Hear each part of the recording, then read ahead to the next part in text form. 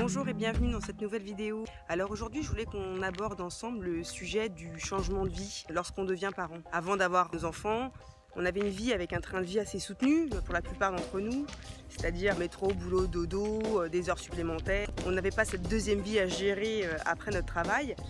Et c'est vrai que j'entends beaucoup autour de moi, particulièrement arrivé au deuxième enfant, mais ça arrive aussi au premier enfant. On retourne au travail et on est assez vite pris dans ce rythme infernal. Et parfois, on a vraiment l'impression que ça a beaucoup moins de sens pour nous que ça en avait avant. On part très tôt sans forcément voir son enfant, on rentre tard, on ne le voit pas non plus, du coup c'est assez dur à vivre. La plupart du temps, beaucoup d'entre nous ont envie de changer de vie professionnelle, changer de vie tout court, pouvoir profiter davantage de ses enfants, de pouvoir les élever, de pouvoir être proche d'eux, de pouvoir profiter d'eux. La plupart d'entre nous passent notre temps à travailler avec un rythme effréné, donc pour certains ça pose aucun problème et ils y trouvent leur équilibre, et pour d'autres c'est un peu plus difficile. Donc ça arrive à beaucoup d'entre nous. Là je vais plutôt parler de par mon expérience, des expériences des personnes que je connais. Donc c'est vrai qu'on se retrouve avec un ou deux enfants, c'est compliqué, hein. Les enfants petits sont souvent malades, les crèches vous rappellent, les nourrices vous rappellent, il faut le récupérer, il a de la fièvre.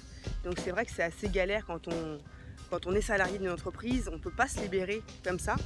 D'autant plus pour les gens qui sont de la région parisienne, donc on a quand même un temps de trajet assez important pour aller au travail. Donc c'est pas en un claquement de doigts qu'on va pouvoir se libérer pour aller récupérer notre enfant, qui finalement dans la plupart des cas n'a pas grand chose, hein. Mais voilà, c'est en collectivité, ça dérange, c'est contagieux, ce que je comprends, mais on nous demande d'être là dans la demi-heure, dans le quart d'heure, enfin du moins dans les heures qui suivent. C'est pas toujours évident, on n'a pas toujours la famille à côté, on n'a pas toujours les papis-mamies, les tatas tontons. Donc pour ceux qui les ont, c'est hyper agréable. Et franchement, c'est vrai que pour élever ses enfants en bas âge, c'est l'idéal d'être proche de la famille. Donc voilà, c'est quand même hyper prenant, cette deuxième vie qu'on a à gérer, et à un moment donné, on se pose et on souffle et on dit mais c'est pas possible, je vais jamais tenir.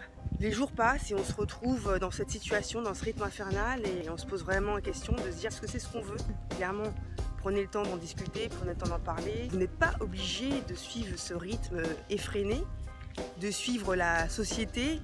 La plupart des gens me disent oui mais tu comprends, moi j'ai pas le choix, faut que j'aille bosser, j'ai des traites, j'ai des crédits. Oui ok, ça je l'entends, il n'y a pas de souci, mais on peut faire autrement, on peut gérer autrement. Aujourd'hui il y a quand même de plus en plus de monde qui sortent, je dirais, du chemin classique.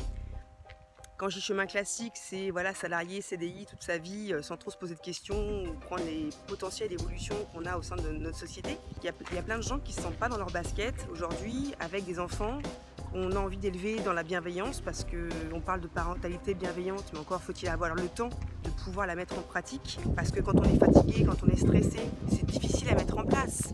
On n'a pas le temps, on rentre, c'est l'urgence, et généralement c'est des moments où les enfants sont la plupart du temps très excités, dû à ce rythme effréné qu'on a de notre vie professionnelle. On a des difficultés à trouver du calme, de la sérénité, de la patience. Après ça dépend de votre personnalité, clairement.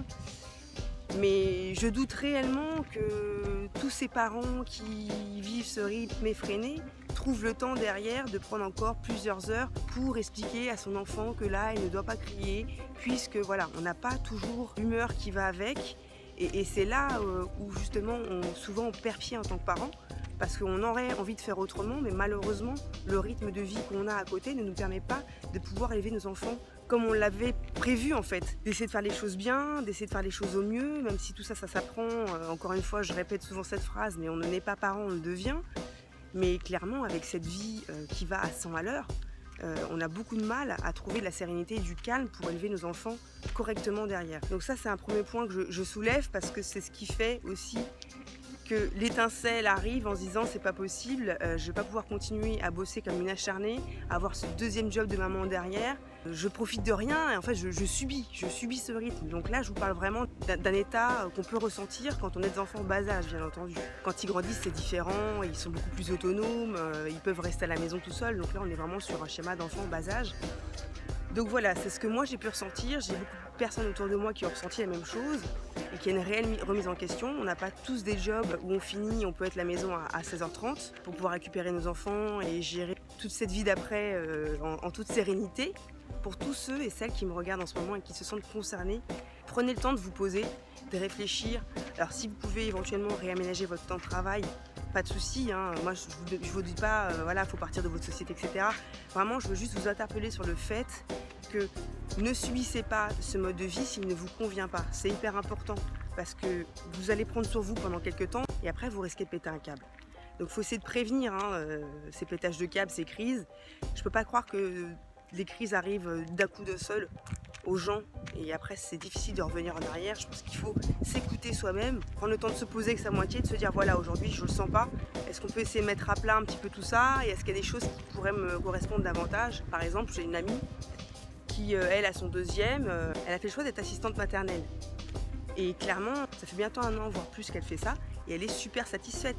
Donc elle a des enfants de 4 ans et 7 ans. Elle garde 2 à 3 enfants, hein, ça dépend en fonction du calendrier. Elle est super satisfaite, elle n'a aucun regret sur sa vie d'avant. Elle était, je dirais, assistante, elle travaillait aussi les week-ends. Et elle avait beaucoup de mal à se libérer justement quand il y avait un souci avec ses enfants. Sa famille proche n'était pas forcément sur place ou disponible. Et clairement, elle a retrouvé un équilibre en étant assistante maternelle. Donc elle peut garder ses enfants le mercredi, elle peut les emmener à l'école, elle peut les récupérer. Elle passe énormément de temps avec eux. Et même si c'est pas tous les jours facile, hein, parce que j'ai pas dit que c'était une évidence, mais en tout cas, elle est super contente d'avoir quitté le système, je dirais, salarié. Et elle gagne très bien sa vie en plus. Ce sont des revenus qui ne sont pas imposables quand vous êtes assistante maternelle. Donc c'est pas rien. En tout cas voilà, elle a trouvé son confort de vie. La seule difficulté qu'elle trouve dans ce métier, bon déjà il faut avoir de la patience hein, avec des enfants bien entendu. Elle est beaucoup plus amenée à être seule dans son quotidien. Elle s'ennuie pas hein, avec des enfants toute la journée en bas âge. Mais ce que je veux dire par là, c'est que voilà, il n'y a pas forcément de collègues, de déj le midi, etc. Donc ça c'est la chose à laquelle il faut penser, est-ce que j'ai le caractère pour pouvoir travailler seule? Mais clairement, elle est super heureuse. Donc ça, je vous donne cet exemple-là parce que je trouve qu'on n'en parle pas assez.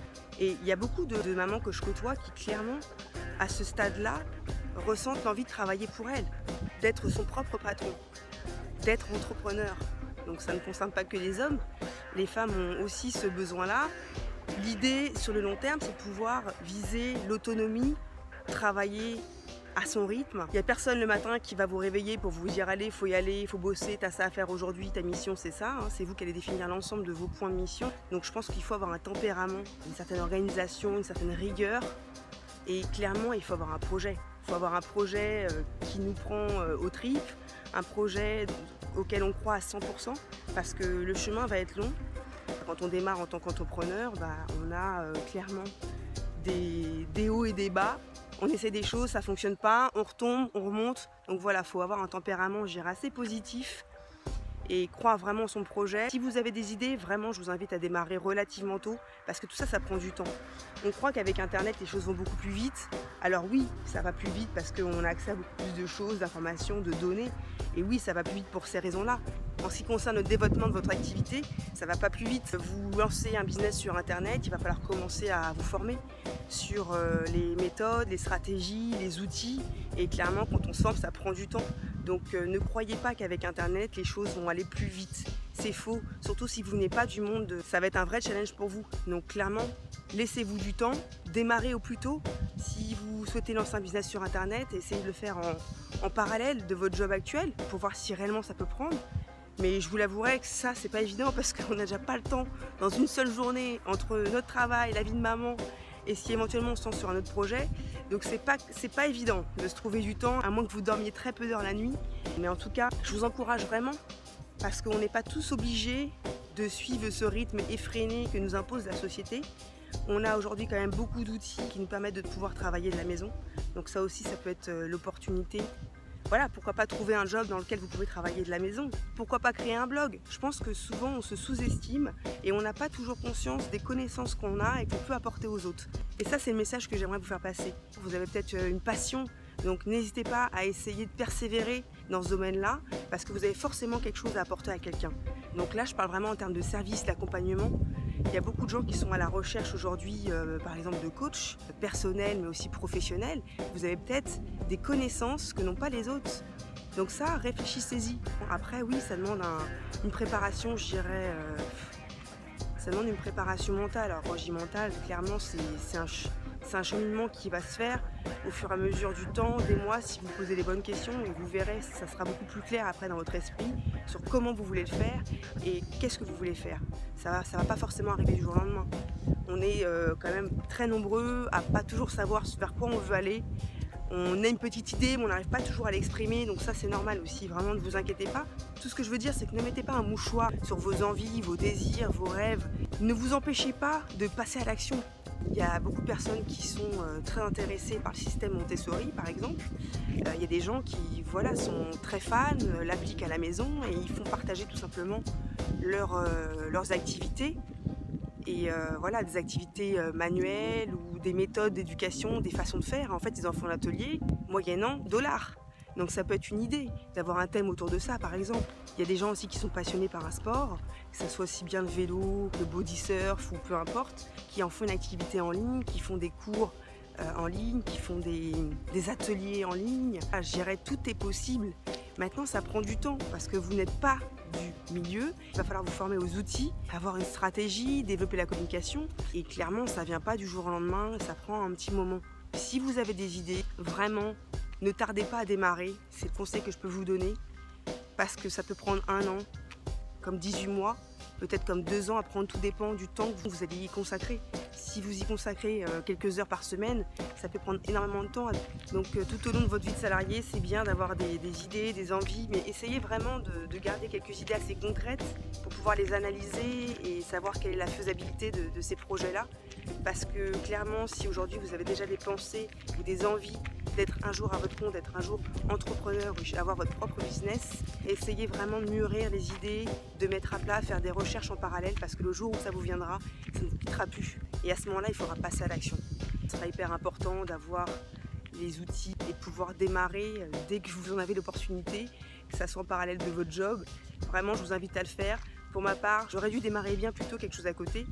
Mais voilà, j'y voyais pas très clair, donc c'est pour ça que j'aimerais vous donner ce conseil-là, parce que je pense que ça faisait quelques années que l'idée mûrissait en moi. Et c'est vrai que je me suis dit qu'aujourd'hui, Internet, c'est une réelle opportunité pour nous tous et on devrait tous pouvoir y participer. Donc pour ceux qui ne sont pas encore passés à l'action, je vous invite vraiment à le faire. J'espère que cette vidéo vous a plu. N'hésitez pas à laisser un commentaire et je vous dis à très bientôt pour une prochaine vidéo.